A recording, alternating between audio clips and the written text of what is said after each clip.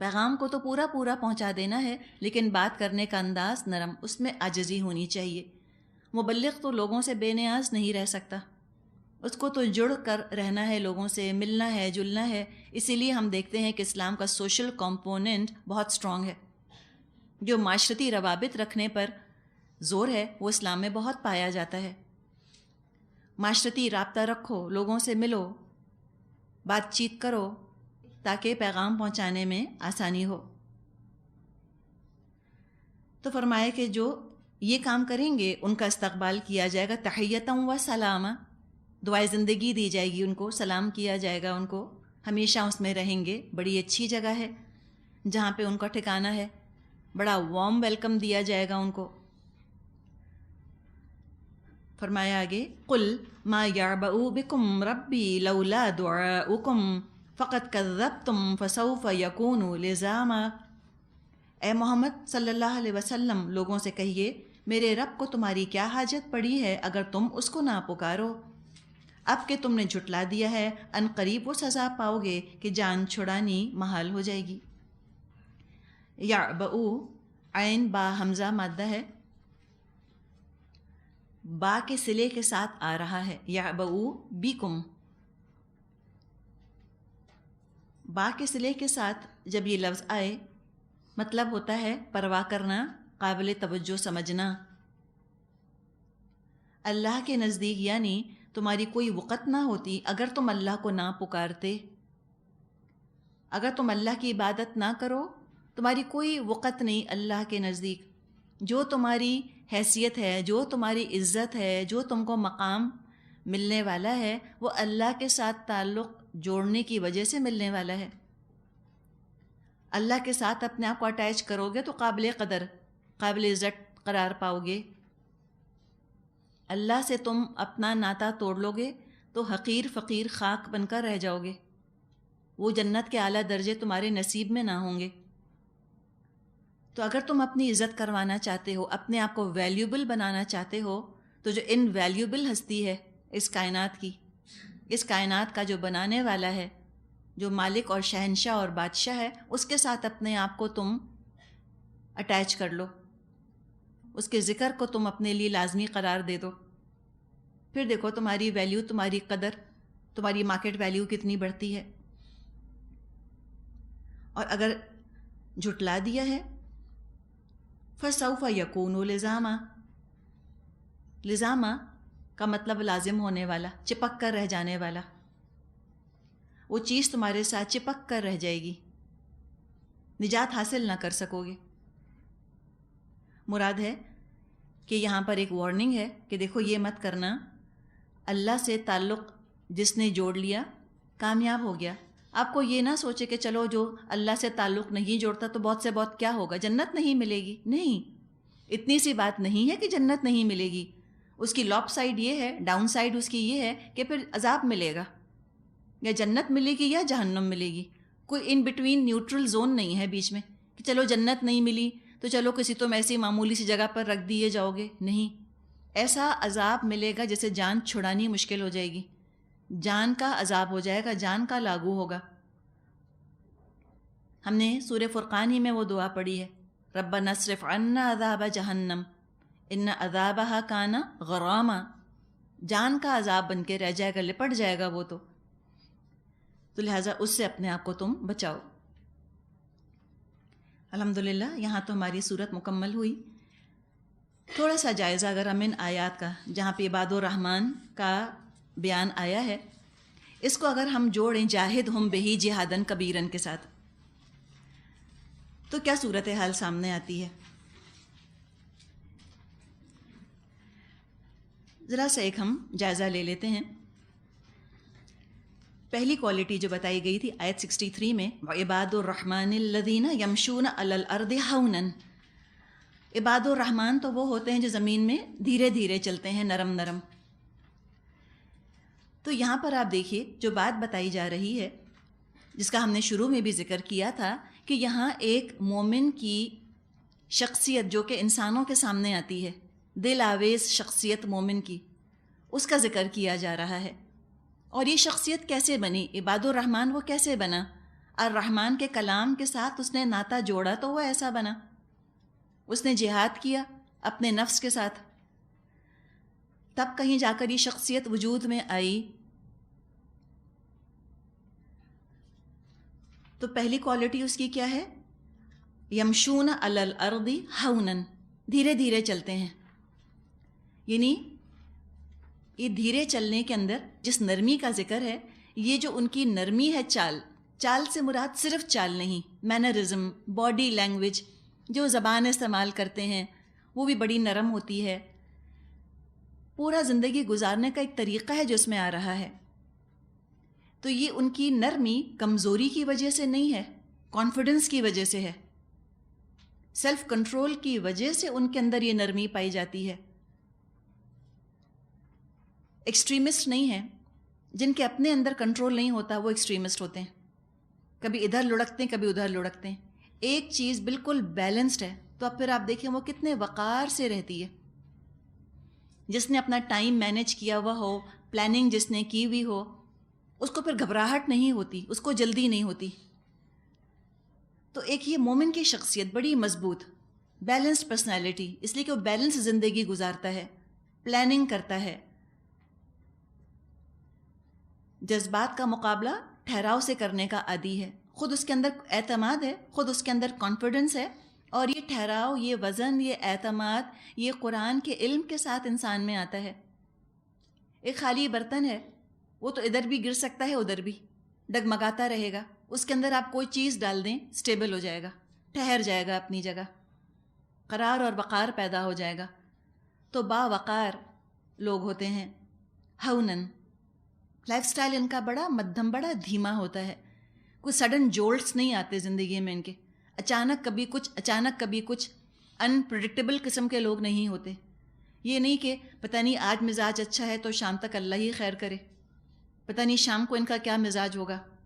ایسے لوگ نہیں ہوتے کہ جن کے ساتھ رہ کر لوگ بھی انسٹیبل رہیں، لوگ انسیکیور فیل کریں، بلکہ بہت اچھی بیلنس زندگی گزارنے والے. وَإِذَا خَاطَبَهُمُ الْجَاهِلُونَ قَالُوا سَلَامًا. جب جذباتی لوگ ان سے بات کرنے آتے ہیں تو جذبات کا مقابلہ ٹھہراؤ سے کرتے ہیں، سوچ سمجھ کے بات کرتے ہیں، سلامتی کی بات کرتے ہیں، اصلاح کو ہدف بنا کر یہ دوسروں سے بات کرتے ہیں. بگاڑ کرنے کے لیے دوسروں سے بات نہیں کرتے،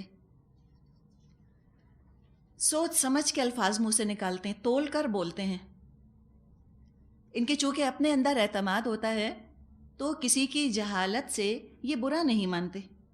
یہ انالائز کر سکتے ہیں کہ یہ شخص اس وقت کس جذباتی بحران کا شکار ہے، کس مینٹل ٹراما سے یہ گزر رہا ہے، اس نے اس وقت غصے کا اظہار کیوں کیا میرے ساتھ. تو ریٹیلیٹ نہیں کرتے، ریئیکشنری نہیں ہوتے، ریئیکشن نہیں دکھاتے، رسپانس دکھاتے ہیں. سوچتے ہیں، سمجھتے ہیں، اگلے کا جائزہ لیتے ہیں کہ غصہ کیوں آ رہا ہے، ناراض کیوں ہو رہا ہے، جذباتی کیوں ہے، کیوں نہیں مان رہا، کیا اس کا بیک گراؤنڈ ہے، اس کا پس منظر کیا ہے، اس کو کیوں اتنا مشکل لگ رہا ہے اللہ کے احکامات کو زندگی میں نافذ کرنا. سوچتے ہیں، اصلاح کی کوشش کرتے ہیں. تو یہ ہم نے دیکھا کہ یوں سمجھیں کہ دو فرنٹس کی بات کی گئی. نفس کے ساتھ بھی انہوں نے جہاد کر لیا، اور معاشرے کے ساتھ جو ان کا جہاد کرنے کا طریقہ ہے وہ بھی پتہ چل گیا. نرم کلام رکھتے ہیں اپنا. اور پھر ان کا طریقہ کیا ہے زندگی میں؟ والذین یبیتون لربہم سجدا وقیاما. وہ اپنے رب کے حضور سجدے اور قیام میں راتیں گزارتے ہیں. رب کے ساتھ مضبوط تعلق،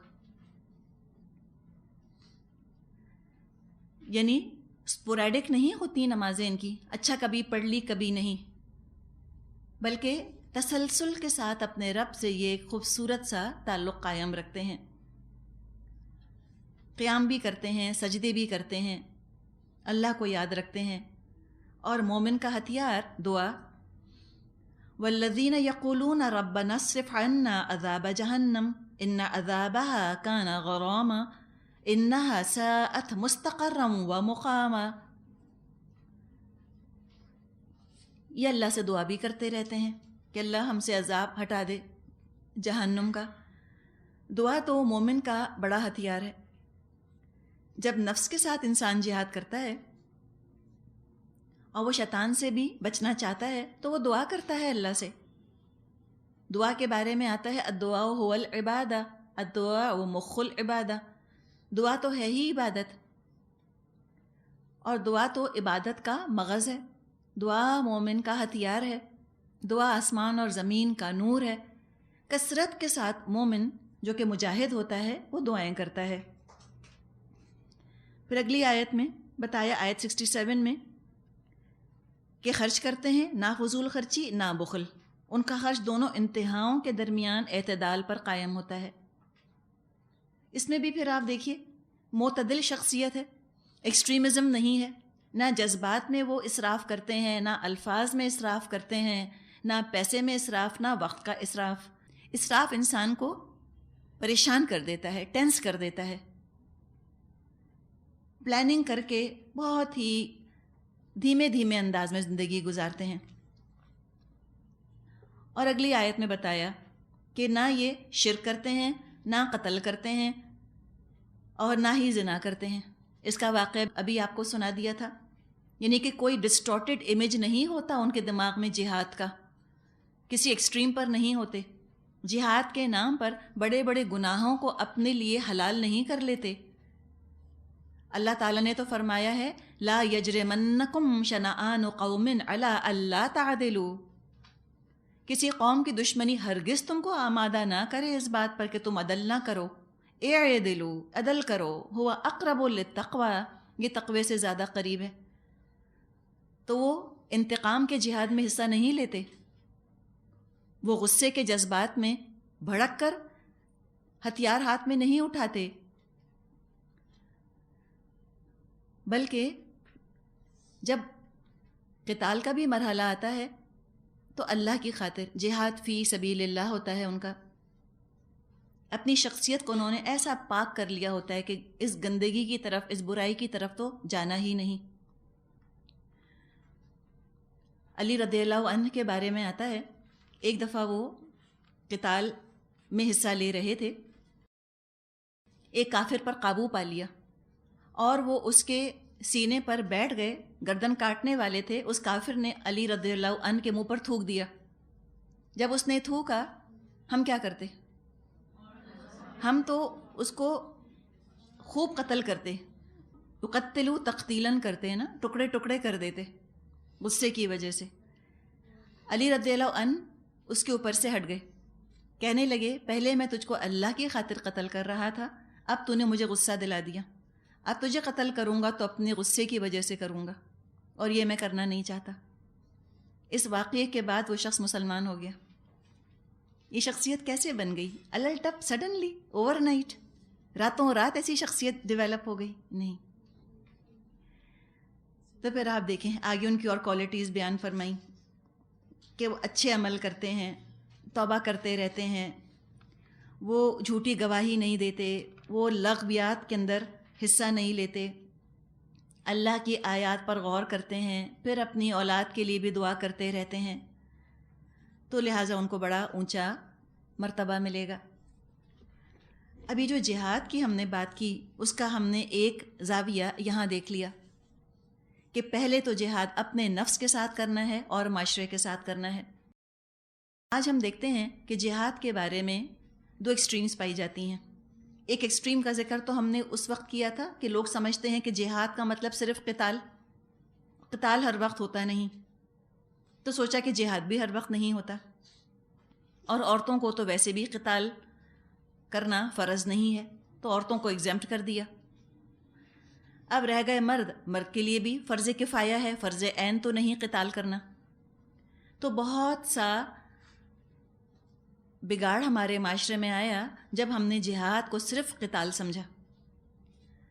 اب جب یہ چیز شروع ہوئی کہ بھئی قرآن کے ساتھ بھی جہاد کرنا ہے، جاہد بہی جہادن کبیرن کرنا ہے، قرآن کو عام کرنا ہے، یہ بھی جہاد ہے، اس پر وہ ناراض ہونے لگ گئے. انہوں نے کہا کہ یہ تو کمزور لوگوں کا کام ہے، جو قتال سے جان چراتے ہیں، جو بزدل ہوتے ہیں، جو کفار کے دوست ہوتے ہیں، انہوں نے مسلمانوں کو ورغلانے کے لیے شروع کر دیا ہے یہ کہنا کہ قرآن سے جہاد کرو. اولین جہاد تو قرآن سے جہاد ہے. یہ تو کمزور بزدل لوگ ہیں، مسلمانوں کے خیر خواہ ہیں ہی نہیں، ان کو تو قتال نہیں کرنا، اس لیے ایسی باتیں کرتے ہیں. ایک یہ ایکسٹریم ہم نے دیکھی. ان کا بس نہیں چلتا کہ ہر ایک کے ہاتھ میں ہتھیار دے دیے جائیں اور سب کو کسی نہ کسی محاذ پر بھیج دیا جائے، اور جب تک سارے مسلمان مرد کسی نہ کسی محاذ پر نہ پہنچ جائیں ان کو مومن ماننے کو تیار نہیں. یہ منافق ہیں جو اپنے گھروں میں بیٹھے ہیں. سب نکلو، سب جاؤ کسی محاذ پر، یا کشمیر جاؤ یا افغانستان یا عراق جاؤ یا بوسنیا یا چچنیا. جو چلا گیا محاذ پر صرف ان کے نزدیک وہ مومن ہے، وہی مجاہد ہے. جو گھر میں رہ گیا وہ نہیں. اب آج اگر آپ دیکھیں جو صورتحال ہے دنیا کی، وہ صورتحال یہ ہے کہ زبانوں کا فرق ہے مسلمانوں میں. ایک حصے کا مسلمان دوسرے حصے کے مسلمان کی زبان نہیں سمجھتا. اگر وہ وہاں چلا بھی گیا تو وہ کیسے کرے گا، کیسے قتال میں حصہ لے گا؟ نبی اکرم صلی اللہ علیہ وسلم کے زمانے میں مکے میں، مدینے میں، عرب میں جو مسلمان تھے سب عربی بولتے تھے. بڑا آسان تھا اس زمانے میں قتال کرنا. اس طرح سے تلوار ہوتی تھی، تیر کمان ہوتا تھا، اپنا ان کا گھوڑا ہوتا تھا. جو اپنی تلوار، اپنا تیر کمان، اپنا گھوڑا لے کر آ گیا وہ سپاہی بن جاتا تھا، فوج میں شامل ہو جاتا تھا، قتال کر لیتا تھا، جنگ کر لیتا تھا. آج اتنا آسان نہیں ہے. ویپنز بہت سفسٹیکیٹڈ ہو گئے ہیں، ہر ایک ان کو استعمال کرنا نہیں جانتا. ہر ایک اس طرح جا کر کسی بھی فوج میں شامل ہو نہیں سکتا، چاہے بھی تو نہیں ہو سکتا. اس کو پہلے پوری فوجی تربیت لینی ہوگی. ان ہتھیاروں کو چلانا سیکھے گا، راکٹس چلانا، میزائلز چلانا، یہ تمام ہتھیار چلانا سیکھے گا تو وہ قتال کرے گا، ورنہ تو وہ کر نہیں سکتا. اپنا راکٹ لانچر تو گھروں میں نہیں رکھا ہوا، اپنا اپنا لے کر پہنچ گئے. وہاں جائیں گے پھر سیکھیں گے. ٹریننگ ضروری ہو گئی ہے، حالات تھوڑے سے مختلف ہو گئے ہیں. دوسرا یہ کہ جو افغانستان میں جہاد ہوا تھا اس کے بارے میں یہ پتہ چلا کہ بہت سے لوگ گئے، بہت سے مرد گئے، ایمان کی طاقت سے مغلوب ہو کر انہوں نے چاہا کہ ہم اللہ کی راہ میں جنگ میں حصہ لیں. جب وہ وہاں گئے اپنے آپ کو انہوں نے آفر کیا تو وہاں جو زبان بولی جاتی تھی وہ ان کو سمجھ میں نہیں آتی تھی. اگر پشتو بولی جا رہی ہے اور یہ بولتے ہیں انگلش، یا وہاں پشتو بولی جا رہی ہے یا کوئی اور مقامی زبان، اور یہ جانے والے بولتے ہیں اردو، اپنے کمانڈر کی زبان نہیں سمجھ سکتے، کیا حکم دے رہا ہے ان کو کیا پتہ؟ تو پھر وہ کیسے حکم مانیں گے جب زبان سمجھ میں نہیں آتی؟ اللہ کے رسول کے زمانے میں تو یہ مسئلہ نہیں تھا، سب عربی سمجھتے تھے. اب تو یہ پرابلم مختلف ہو گیا ہے. اور جب وہ لوگ گئے انہوں نے اپنے آپ کو آفر کیا تو وہاں جو کمانڈرز تھے انہوں نے کہا کہ نہیں، ہمیں آپ کی ضرورت نہیں ہے، آپ واپس چلے جائیے. اس لیے کہ بھیڑ تو جمع نہیں کرنی جب کہ ایک مقصد حاصل نہ ہو رہا ہو. تو یہ جو آج کل یہ جہادی تنظیموں کی طرف سے دعویٰ کیا جاتا ہے کہ سب جہاد کے لیے نکل کھڑے ہوں، یہ دعویٰ ان کا یا یہ ان کی پکار یہ درست نہیں ہے. اس طرح سے درست نہیں ہے کہ ممکن نہیں ہے، practically it is not possible, آج کل نہیں ہو سکتا. لیکن چونکہ وہ خود اس قتال کے اندر ایکٹیولی انوالوڈ ہیں اور اس کے لیے بعض غلط طریقے بھی اختیار کیے گئے، مثال کے طور پہ سوسائڈ بامبنگ، خودکش حملے، یہ اسلام کا مزاج نہیں.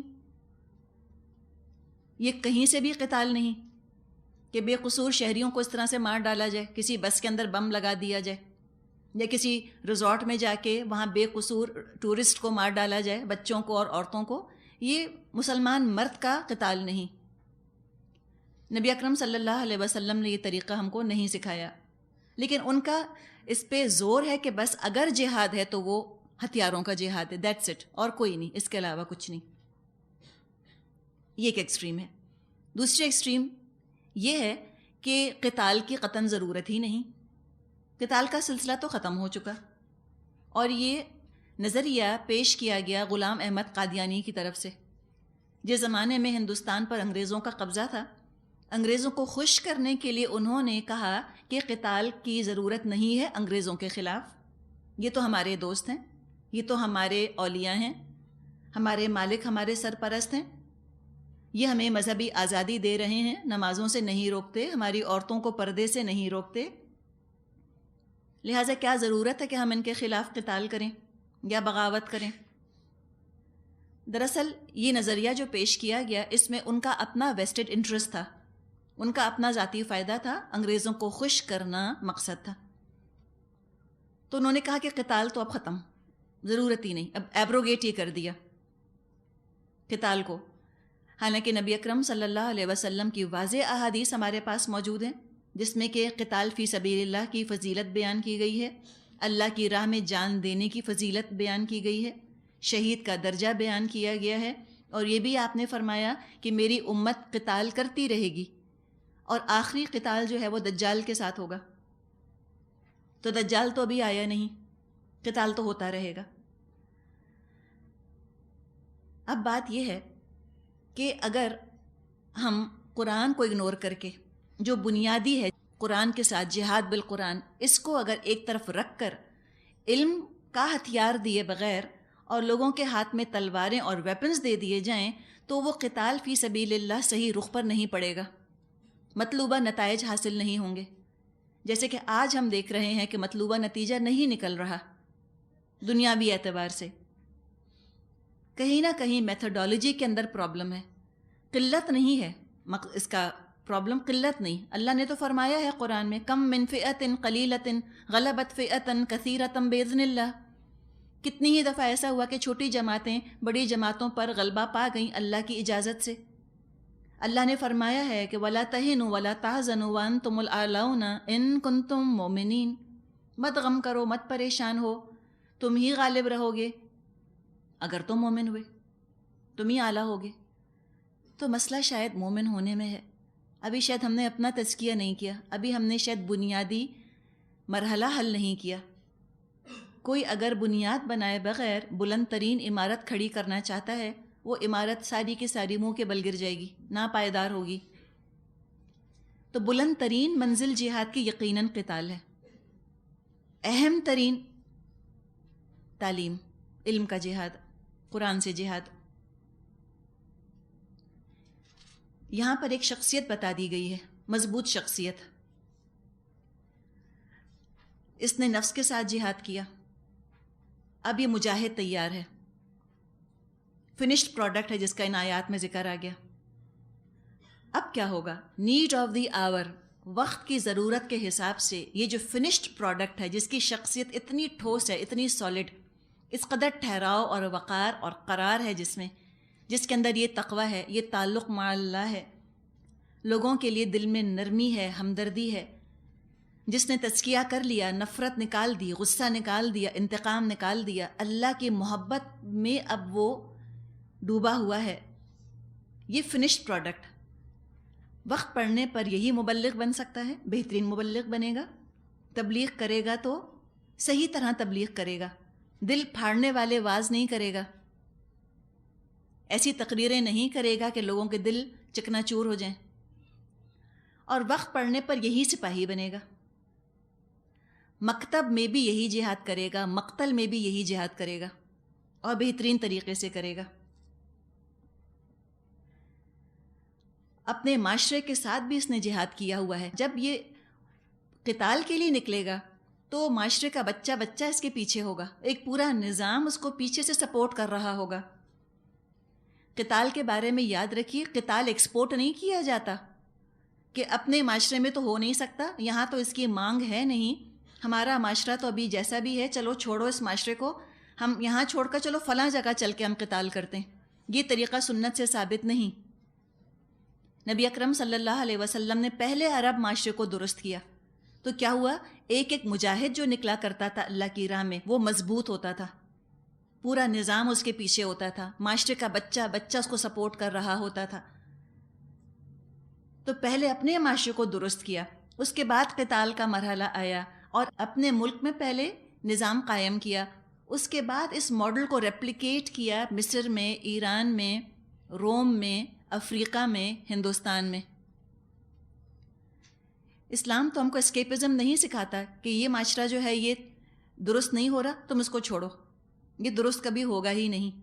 ہجرت تو اس وقت ہوتی تھی کہ جب یہ ہو کہ اب امید ختم ہو چکی، کوئی ان کے اندر زندگی کی رمق باقی نہیں ہے، اب یہ درست نہیں ہوں گے تو چلو کسی اور جگہ چل کے اللہ کا دین نافذ کرتے ہیں. اور کہیں اور جا کر اللہ کا دین نافذ کرنے کا آغاز بھی تلوار سے تو کبھی بھی نہیں کیا. پہلے تبلیغ سے کیا. مدینے آپ نے بھیجا تھا مصعب بن عمیر کو رضی اللہ عنہ، ان کو مقری کہا جاتا تھا. وہ پہلے لوگوں کو انہوں نے قرآن سکھایا.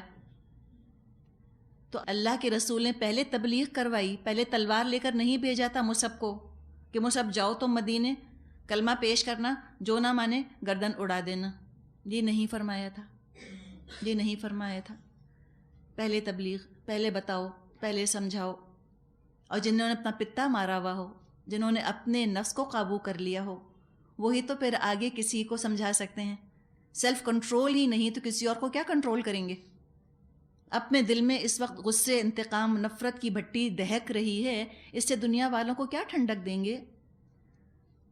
اور اس طرح بغیر تزکیے کے ہاتھوں میں جب تلواریں تھما دی جائیں گی، تباہی، بربادی اور آگ اور خون کے علاوہ کیا نظر آئے گا؟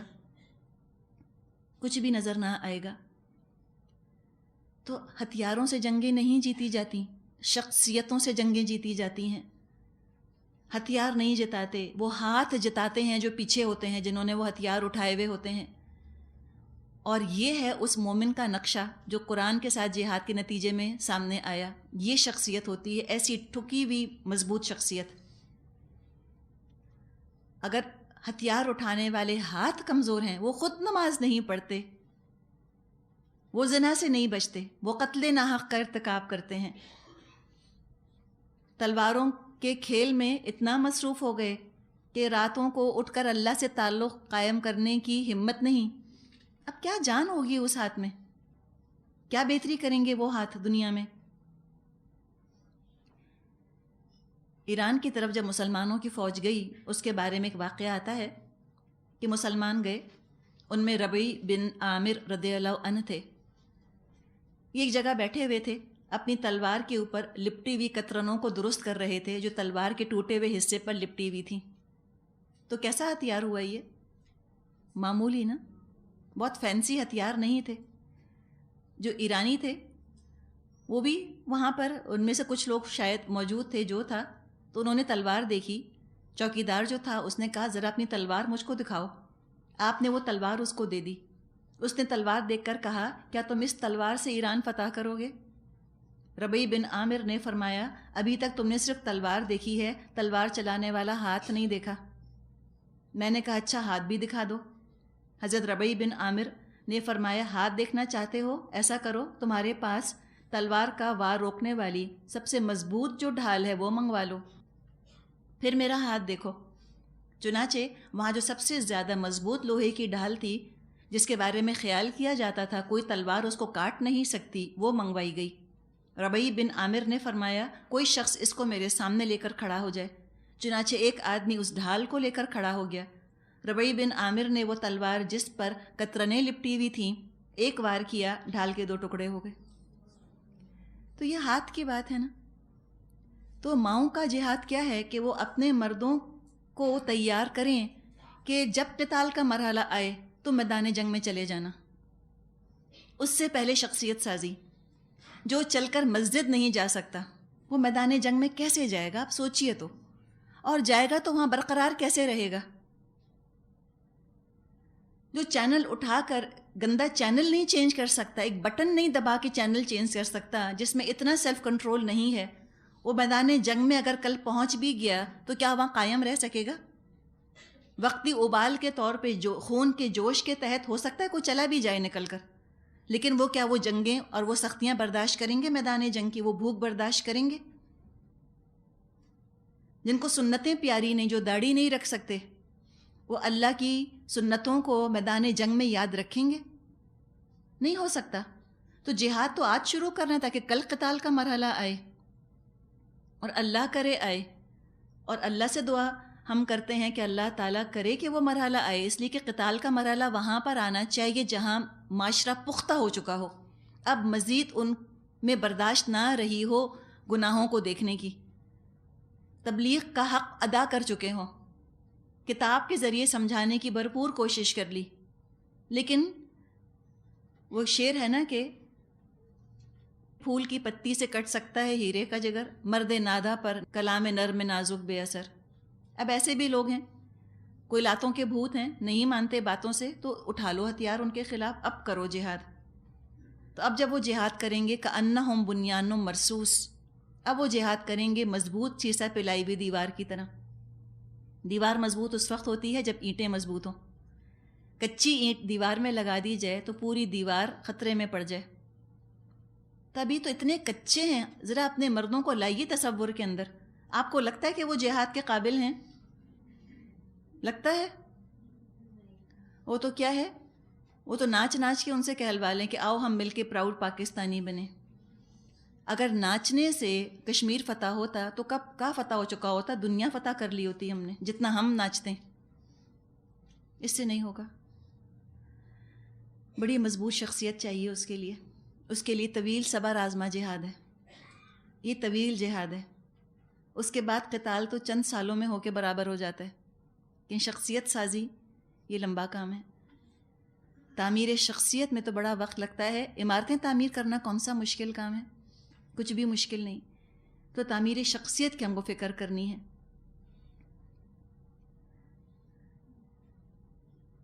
اور نظام اللہ کرے ایسا بن جائے جو کہ سپورٹیو ہو. اس لیے کہ کوئی مجاہد اکیلا جہاد نہیں کر سکتا. قتال کے لیے تو آپ کو ٹیم ورک چاہیے نا. تبلیغ تو پھر بھی تنہا ہو سکتی ہے، لیکن قتال وہ تو تنہا نہیں ہو سکتا. پوری فوج چاہیے. اور اسلامی فوج جو ہے وہ کسی اور فوج کی طرح تو نہیں ہوتی کہ مرسنریز آ جائیں، کوئی ادھر سے آ گیا کوئی ادھر سے آ کے شامل ہو گیا تو اسلامی فوج اسلامی لشکر بن گیا. بالکل نہیں. اسلامی فوج تو وہی کامیاب ہوگی کہ جو آئیڈیالوجیکلی اعتقادی طور پر بھی جڑی ہوئی ہے ایک دوسرے کے ساتھ، ایک ہی عقیدہ رکھتی ہے، ہم آہنگی ہے ان کے اندر، اور جنہوں نے اللہ سے مضبوط تعلق قائم کر کے اپنے آپ کو اندرونی طور پر بھی پختہ کر لیا ہے. پختہ اینٹیں. اب ایک ایک ان میں سے جو ہے وہ 100 کے برابر ہوگا. اور پھر جب وہ جہاد کرتے ہیں تو واقعی بنیان و مرصوص ہوتے ہیں. دشمن انگلی دھسا نہیں سکتا ان کے اندر. ساری زندگی کا طور طریقہ تو ابھی کفار کے طور طریقوں پہ چل رہا ہے. برتھ ڈے اگر نہیں منتی ان کی تو رونا دھونا شروع کر دیتے ہیں. ان کا آئی پوڈ یہاں سے وہاں ہو جائے، موسیقی کانوں میں نہ جائے تو ان کا موڈ بگڑنے لگتا ہے. تو پھر یہ کیا جہاد ہوگا؟ یہ کیا شخصیتیں ہیں؟ اتنی کھوکھلی شخصیتوں سے قتال ہوں گے؟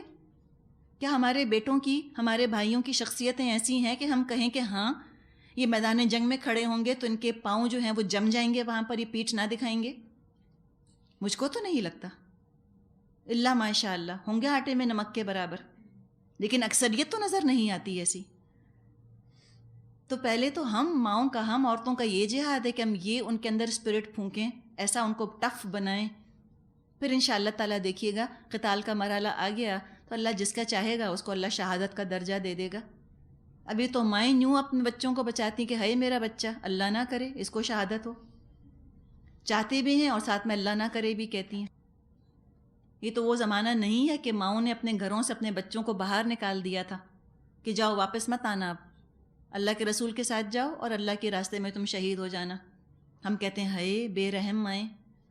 ہم بس نہیں چلتا کہ ہم کیسے اپنے گودوں میں سمیٹ کے رکھ لیں اپنے بچوں کو. اتنا ہم نے پیمپر کیا ہے، اتنا ہم نے سافٹ کر دیا ہے اپنے بچوں کو. یہ کہاں مجاہد بننے کے قابل ہیں ابھی؟ تبھی تو لمبا عرصہ ہے، کافی ٹائم لگے گا، تب کہیں جا کے معاشرے کی یہ صورتحال انشاءاللہ تعالیٰ سامنے آئے گی. اور اللہ کرے کہ آئے، اللہ ہمیں ہی جگا دے، ہم سے ابتدا ہی ہو جائے کم از کم انشاءاللہ تعالیٰ. والآخر دعوانا ان الحمد للہ رب العالمین. سبحانک اللہم و بحمدک نشہد ان لا الہ الا انت نستغفرک و نتوب الیک. السلام علیکم ورحمۃ اللہ وبرکاتہ.